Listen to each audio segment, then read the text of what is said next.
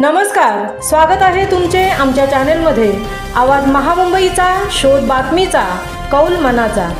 चला तर मग आमचे चॅनल शेअर करा, लाईक करा आणि सबस्क्राइब करा। धन्यवाद।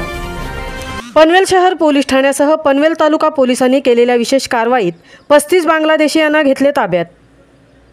पनवेल तालुक्यात बेकायदेशीररित्या वास्तव्य करणाऱ्या 35 बांगलादेशीयांना पनवेल शहर पोलीस ठाण्यासह पनवेल तालुका पोलिसांच्या विशेष पथकाने 2 वेगवेगळ्या ठिकाणी केलेल्या कारवाईत ताब्यात घेतले आहे।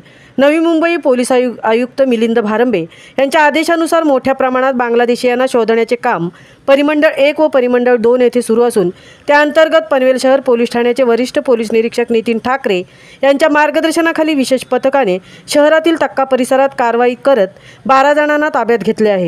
त्याचप्रमाणे पनवेल तालुका पोलीस ठाण्याचे वरिष्ठ पोलीस निरीक्षक गजानन घाडगे यांच्या मार्गदर्शनाखाली विशेष पथकाने अशाच प्रकारच्या कारवाईत पनवेल तालुका पोलीस ठाण्याच्या हद्दीतील वावंजे परिसरात करून तेथून 23 बांगलादेशीयांना ताब्यात घेऊन पुढील शासकीय कारवाई करण्यात आली आहे।